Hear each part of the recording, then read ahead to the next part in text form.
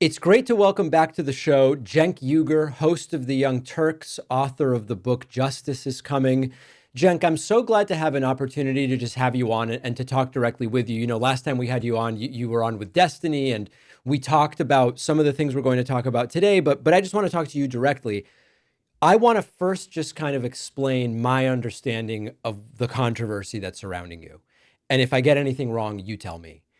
This all kind of started with some tweets involving Don Jr. and Elon Musk. We talked about it, where you expressed willingness to work with whoever if you can accomplish the things that you believe are worth accomplishing. We talked a little bit about whether it's realistic or naive to think these people will help us do that, but that was sort of like part one. You appeared with Charlie Kirk at America Fest with Turning Point USA. We'll talk about the content of that, but you've also been criticized by some just for appearing there, like just that your presence there was the problem rather than your goals or being there. People are talking about a political 180 like Dave Rubin, which you've explained is not at all what this is. And then I've also seen in preparing for our talk today some conversations you had with folks that I think you were previously well acquainted and friendly with that are seeming way less friendly right now for reasons we can talk about. And a lot of people that say they are on the left don't like what you're up to. Is that a fair assessment of kind of where we are right now? Yeah, I mean, the devil's in the details, and that's why we're having this conversation. But as a summary of where people think it stands, yeah, I think that's relatively right. Here's my view after, knowing you for I think 16 or years or something like that at this point, reviewing the appearance, reviewing everything you've said. I don't think there's any problem with going on right-wing shows or appearing at America Fest in principle. I think we should try to talk to the other side. My goal would be try to poach their audiences, try to expose Trump's not really the populist he claims to be or whatever. I think there's no issue there whatsoever. If I were to just jump to my concern, it would be all the evidence to me points to these are obviously not good partners in the things we want to achieve. I'll give you an example. Of course, I want to cut military spending, Pentagon. You and I have talked about it. Why wouldn't we work with whoever wants to do that? At the same time, no matter what shows up on Twitter, it's hard to imagine that Pete Hegseth, Elise Stefanik, Huckabee, and Mike Waltz are ever going to be involved in actually doing that. And so for me, it's more about how realistic is this thing? And is there a risk that your presence through no fault of your own is used simply to degrade the left with no real shot at improving anything? That's where I would place my concern, bearing in mind that I agree with a lot of what you're doing and what you're saying. Yeah. So let me start by acknowledging that I get why people are concerned. Like when you see a pattern, and we've seen Dave Rubin do it and others, Tulsi Gabbard do it, et cetera, Yep. and you see what appears to be the first step there, that your mind goes to the second, the third, and the 18th step. And so, like, if you're on the left and you're just see us doing this peripherally, or you hear it on a different show and they showed you a 15-second clip or something, I get why you'd be concerned, right? Yep. Now, I've been as clear as anyone can possibly be that that is not the path we're taking. And I kind of tore Dave Rubin's head off when Pierce Morgan suggested that we make up. I've got no interest in that. And if you and what's hilarious is people tune in the Young Turks live at 6 o'clock Eastern every day, and they go, "Wait, I don't get it. Where's the right wing turn?" They're saying things that are like super progressive, populist, left wing. What the hell are these guys talking about, right? So like I would ask you to not believe people with different incentives. What's really interesting, David, is that when I go on right wing shows and other comments, tons of comments that I get is, wait a minute, I think right wing media lied to me. That's right wingers saying it because Hmm. they say, I just saw like 15-second clip of you saying something outrageous or something that I totally disagree with that they view to be outrageous, right? But when I see you in a conversation, the left is not at all what I thought it was, right? Because the right wing shows have historically have framed the left as the most extreme, that everyone on the left thinks that, fill in the blank, that we should release all the prisoners and not, do anything about crime and whatever thing you could imagine that's the most extreme thing on the left. Almost all the right wing previously believed that was the entirety of the left. Everyone who voted for Biden, Kamala Harris, etc. So when they see us doing this, they're like, oh wow. And that's ironically now the left-wing shows are doing the same thing as the right-wing shows did. Show 15-second clip and go, you see a slight disagreement there. Oh, that's it. He's a Nazi, he's fascist, etc. So I understand people who were misled by that, Yeah. right? Okay, now when you get to the real things that you're talking about, David, so how did this start, and what am I seeing that others aren't seeing potentially? Yeah. So it started when I started running against Biden in the primary just to try to knock him out. You remember, of course, that. And at the time, you remember a lot of people said, "Oh, Cenk, you're crazy. Joe Biden is young and dynamic and the best Democrat to beat Trump." I mean, I had huge, huge debates over that, including with Destiny and so many others, right? So we were 100% right about that. But what happened is I go on the right wing shows, and to and by the way, can I just tell you why did I go on right wing shows to try to knock Biden out of a Democratic primary? Because mainstream media never pays attention to the left. But if you say something on a right wing show, mainstream media goes, "Oh, that's so important. Oh my God, I saw it on a right wing show. It's so important," right? And I was able to bounce from there onto mainstream media, not me personally, but that idea, and it did help to knock Biden out, and that did help the Democratic Party. So if Kamala had run a better campaign, or if she just finished running a better campaign, we would have been able to beat Trump, et cetera. But so what I started seeing though when I went on there is, wait a minute, this right-wing base is not the same base that it was before. And David, by now I figured out why. Okay, because in the old days they only watched Fox News, so you couldn't talk to them. They were Fox News talking point machines, right? I heard from Sean Hannity that corporate tax cuts help the middle class. No, they don't. What are you talking about, right? But now they're getting their news not from angels, but they're getting their news from dozens of different shows. And some of them are anti-war, some of them are still pro-war, some are this, some are that. And now what I'm seeing in the right wing is they've begun to open up their mind in a way that we are not familiar with. So when I go and tell the left wing, no, they're beginning to open their mind, they think of the past and they think, oh, hell no. This guy's got to be the biggest sucker on planet Earth and super naive. All the right wingers I've known my whole life never have open minds. And they're this, that, and the other thing. Well, I'm here to tell you, you're seeing it wrong. Okay. And so there's a lot of populists in those hills. But because they're right wing populists doesn't mean they agree with us on everything. It doesn't mean that they are going to turn around and be like, oh my God, you're right. We should have full trans rights. No, what that means is right wing, like populism, the where it intersects is anti-war, anti-corruption. And by the way, even on that stuff, guys, I get it. Yes, Trump is perfectly corrupt and they voted for him anyway. But by the way, so is Kamala Harris and Joe Biden. I know that breaks a lot of people's hearts, but they've gorged on billions of dollars in corporate cash. Establishment Democrats and establishment Republicans invented corruption, right? And they bathed in corruption. So yeah, of course Trump is also corrupt, but at least that base has an instinct of being anti-corruption. And so then when I go on the shows, I say, hey guys, for example, Elon Musk, remember he's a donor, he's Trump's largest donor.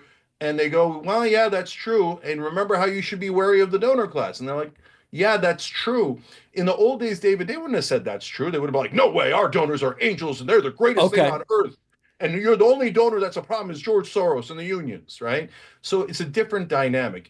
Like there's so many things that you asked. I know I'm taking a while, but I do want to address the other things because the idea that you're helping them or legitimizing them is absurd. Okay. There's sort of like a three-part thing that I think will build to the most important aspect of what you just said. So first of all, I think you are doing an awesome job at correctly identifying something that's a major problem for the left and that explains a lot of the right's success, which is they aren't doing, at least right now, these toxic purity tests the way that some on the left do. You've identified the right, if you agree with them on 5% and you're kind of sick of the other options, they welcome you, even if you disagree on 95% of stuff. A lot of the opposite of that is happening on the left. I think that's spot on, and I think it's awesome that you've identified that. I do want to talk a little bit about the whole look at how they've changed. And one of the things that during your appearance with Charlie Kirk that got some attention and that you focused in on as well is, look, they're booing Mitch McConnell and they're booing Dick Cheney. That you wouldn't have seen that in the past. I'm skeptical about reading too much into that for the following reason. I don't think they have any real idea why they're booing or they're not booing. Or what I mean is the following. Trump and Charlie Kirk right now are benefiting from saying we're different from the establishment, we're different from McConnell and Cheney or whatever. If they do a 180 on that today, at next week's AmFest, Charlie Kirk just leads the crowd in a cheer of Mitch McConnell. We got him back, guys. I don't think there's anything real about that. I think it's just something that they've decided we're going to say to create a distinction, whether there is a difference or not. So I'm worried about reading too much into they booed McConnell, because next week they'll cheer him if someone says to Trump, now we cheer McConnell. You may agree, you may disagree. Let me then do the part 3 of kind of where my mind is on this. I would argue that whether or not they cheer McConnell or whatever, even if we agree about the problem, the risk of the populist rhetoric as a uniting force is that the solutions are different, even if we agree on the problem. So I'll give you an example. You, I, some of the people at AmFest, we're worried about the power of the establishment and elites, the recalcitrant centers of power that are corrupt, and we're sick of them and all of that. We would identify the problem with almost the exact same language that the crowd at AmFest would. The problem is when you say, okay, left-wing populist, what's your solution? We talk about social democracy, curbing corporate power, using regulations. They will still say the solution is tax cuts for the rich and corporations and all the same stuff. So my instinct is, and tell me if I'm wrong. I want to hear, I'm open to having my mind change. My thought is, even if we really were in agreement about the problem, once we get to solutions, we're not even at all on the same page. No, I think you are wrong. And it's very understandable because what you're describing is exactly what's happened throughout history, right? Okay. So that's the media and political ecosystem that we all grew up in. So again, that's why I understand people's concern. Like, whoa, wait, no way. All the Republicans I've known my whole life are immovable, right? And all they're ever going to do is corporate tax cuts and tax cuts for the rich. So here's where it's really important to do nuance and understand the new landscape. Okay, tell me. So first of all, on Mitch McConnell and Dick Cheney, no, they loathe them. You guys are wrong in thinking that it's a trick. I've now talked to hundreds, maybe thousands of MAGA guys. They're not, forget the hosts. When I talk to the individuals, the actual voters, the base, they have no incentive to lie. Have you ever met a MAGA guy? Yeah. I don't think they're lying. I just think it's been several years of MAGA saying we don't like these guys, so they're on board. But if that changes, they'll just change their minds. No, they won't. So, let me explain why I think that they won't. Okay. So, look, in the beginning, it starts exactly as you're saying, David, which is Trump goes, I don't like Mitch McConnell for whatever crazy reason popped into his head at the time. Yep. And his wife is Coco Chow and weirdo racist things against Elaine Chao, right? Yep. Now that I like Elaine Chao, I think she's terrible establishment figure, but you don't need to go racist on it. Yeah, So, the problem isn't that she's Asian. yeah, that's definitely not the problem, right? So, so I know where it started, and so you're not wrong about that. But now they genuinely hate the corruption, and they could explain. So when I say like, oh, Mitch McConnell, they don't. When I get into the longer discussions, AmFest was really tiny, right? When you get into a 3-hour conversation on Patrick Bet-David or Tim Pool show or whatever, they all go, no. I know he takes $1 billion from corporate donors and serves corporate donors. For the last 10, 20 years, as you know, definitely not 10, longer than 15, 20 years, David, as you know, my main thing is get money out of politics and the corruption, bring back democracy. And so whenever I talk to Democrats and I told them, well, Nancy Pelosi taking $1 billion is also corruption, they go, no way, she's an angel and you're a monster for saying that. And whenever I went to talk to the right wing, they'd say, yeah, Pelosi's terrible, but Mitch McConnell's an angel and you're a monster for saying he isn't. Now, when I go to the right wing, they go, no, you're totally right. And it's not just because he's opposed to Trump, it's because of the money that he takes from this donor class. Okay. So, and Dick Cheney, they genuinely hate the wars. They don't want wars. And that I know that is so fundamentally different than the Republican Party we grew up with that loved wars, right? So now when you go to the Hegseths and the Stefaniks of the world, David, Yep. that's where you get into a really interesting dynamic. Now, in the beginning, Trump is not his base. Trump is not going to come out and go, oh my God, guys, I've seen the light, right? And I'm not going to serve Elon Musk or Miriam Adelson or Tim Mellon or any of these guys or the oil companies. No, what's he doing? He's saying drill, baby, drill, because the oil companies gave him a ton of money. He gave domestic policy to Elon Musk and foreign policy to Miriam Adelson. So why does Stefanik and Hegseth and all those guys, they're hardcore. Mike Wall's a giant neocon. Why Yes. are they in the Trump administration? Because Trump's doing what every politician does, kissing the ass of his donors, and that's how he's going to start. And if his base doesn't challenge him, that's how he's going to end. Did So the I base know challenge him last time? Like, what evidence do we have no. this time they'll challenge him? So that's what I'm getting to. So, David, you're right. In the first term, which now was a long time ago, Yep. the base didn't challenge him at all. Okay. If Trump said something, they parroted it and it was over, right? Yep. Now, when I go on those shows or I put on X, hey, you know that Rubio, Stefanik, Walls, and Huckabee are neocons and they're going to try to drive you into war. Wall of thousands of comments. You're totally right. We're worried about it. We trust Trump. Let's see how it goes. But we got an eye out for it. Like they're totally aware that they're neocons and they don't like it. So Hegseth is a different animal because he's partly neocon and partly like meathead, and they like the aggro part of Hegseth and the military part, Yep. but they're not going to like the neocon part. And if I'm right about any of this, Yeah. war is where it breaks, where the base then says to Trump, "No, brother, we told you anti-war. We didn't go tell you to help Israel invade Iran. No, I'm no, not no." even sure about this. And I think this is really, I don't know that this is an ideological disagreement. I just don't know that we're on agreement on the facts. I'll give you a counterexample to what you're talking about. Yesterday, Trump does this crazy press conference at Mar-a-Lago. During this press conference, it was like 30 minutes long. He suggested taking Greenland and the Panama Canal with military force, taking Canada with economic force, and unleashing hell on Gaza or allowing hell to be unleashed. That doesn't sound very anti-war. And when you look on the truth socials and everywhere else, it's people defending it, memes about all of the Americas in an American flag. They kind of seem to be just lining up behind whatever he says. I just am not seeing what you're seeing.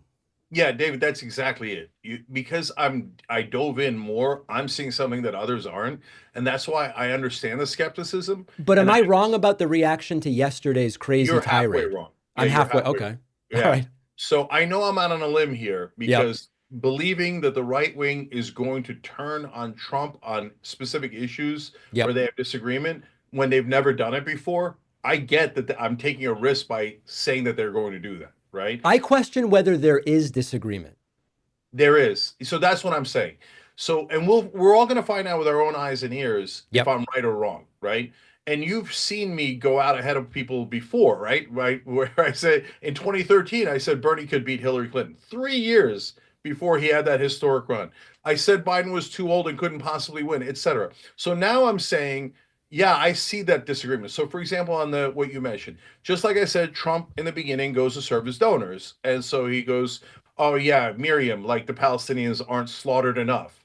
I'll slaughter them even more, right? As long as you keep the money coming, right? And he engages in his fantasies about buying Greenland or invading in Panama, etc. So the first reaction that folks are going to have is we're defending Trump. And especially when the left attacks him, no, no, wait, no, he doesn't mean invading Greenland. He means buying Greenland. He doesn't mean this, he means that. So will you get tons of that, 80% of that? Yes, right? And it's not quite 50-50. But do I see the 20% that is going, no, you're right. We didn't say invade any countries. We said anti-war.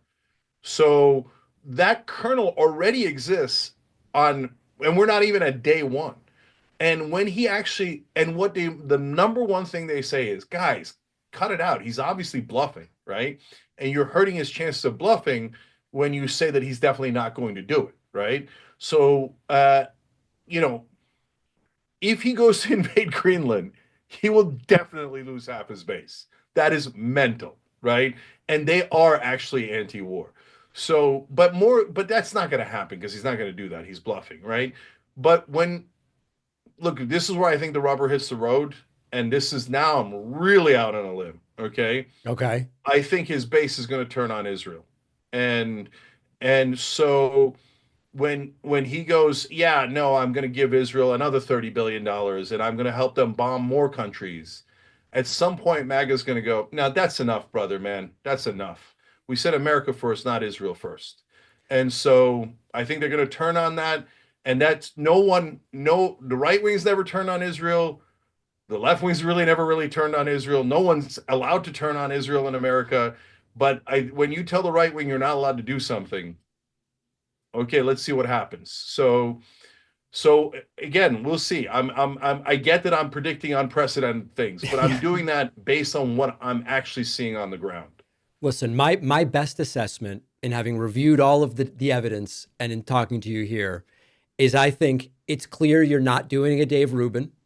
I think your heart's in the right place. I think retrospectively, here's my prediction. I'm not big on predictions. I think in a few years you'll say, I was a little naive with my expectations. That, and I could be wrong, you could be wrong, we don't know. I think if there's a fault here, it's we've seen you're right, it's been a long time. And for 8, 9 years, what we've almost 10 years now, since Trump came down the escalator and said Mexicans are rapists, the highest value has been they ultimately do support whatever Trump wants. They don't really care about free speech or freedom or family values or money in politics. That's what we've seen for the last 9.5 years. I hear you saying it's going to change, but we are on the same page that it hasn't been that way, right? I think that part we do Yes. agree on. Yes, we do. Yeah.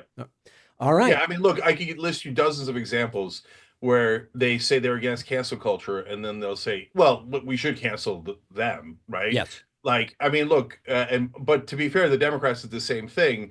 We're against cancel culture, but if you criticize Israel on a college campus, we're going to arrest you and take away your diploma. That sounds like cancel culture to me, right? So, I mean, but I can give you dozens of other examples. Oh, you're protesting oil companies, pipelines. We're going to pass a law in Florida that says we could run you over in our cars, right?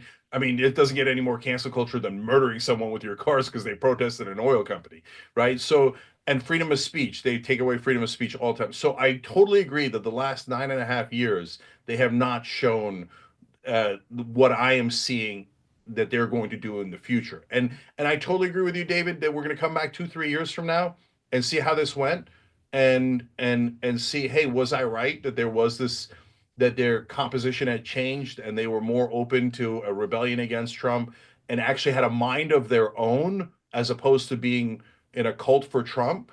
And I get if you're on the left that you're like, no way, they're in a cult, etc. But guys, remember, we all live in bubbles. The Trump people have been in a massive bubble for a long time, right? Yes. But we've also been in a bubble. And our bubble says if you disagree with any of us 5%, we kick you out of that bubble and we call you a racist and a fascist and every word in the dictionary. And then we go, oh my God, how did we lose the popular vote? Well, you lost the popular vote because you pushed everyone out. Yep. Okay. And No for denying MAGA, that. I'm with you 110% on that. That's for sure. yeah, and MAGA, when they hear me say things that they didn't even, you know that MAGA doesn't realize we're anti-corruption, the left is anti-corruption. They don't even realize the left is anti-war because Kamala Harris was like, Dick Cheney and Liz Cheney are my best friends. I'm going to go on a college campus tour with them, right? So and the establishment is pro-war, and the Democratic Party, unfortunately, has become more establishment, right? So they look at it and they're like, they're super surprised that the left thinks is anti-war, anti-corruption, and all these things, right? When I talk to them about paid family leave, Patrick Bet David polled his audience. 75% of his audience said yes, paid family leave. 12 weeks off for moms after they have a baby. That's arguably a conservative principle. I think it's a giant progressive principle. We know it's a giant progressive principle, but Yep. that's where the unity can come. But you can't pass any of these things or even have hope of passing any of these things if you tell the people who are in charge, who won the popular vote, we're going to hate all of you. We're never going to work with you. We're never even going to talk to you. So we have no hope of ever winning those votes back because you can't win them back if you're not talking to them, right? So but we don't live in a bubble. No, we also live in a bubble, and our bubble needs to be burst because this is we've unfortunately some portion of the left has stopped being open-minded, and what I say on Young Turks all the time is our community is open-minded and open-hearted, right? We're trying to do the right thing and we're trying to get there no matter what. And what I would ask all of you is eyes on the prize. The prize is policy. If you pass policy, you improve actual people's lives. If you don't, all of us in media and politics are just playing ego games. Who's bigger? Who's this? Who's more pure? Who's the one that represents blah, blah, blah, blah, blah. That's all about ego. But actually getting policy passed affects your life. And you're not going to get policy passed going into your little bubble and calling everyone outside the bubble a fascist. We know that won't work, that's for sure. Listen, Cenk, I appreciate you being on. I hope you're right about the vast majority of what you're saying. I fear you are wrong, but time will tell us, and then we will soon see. I really appreciate your time. Thank you, David. Appreciate it.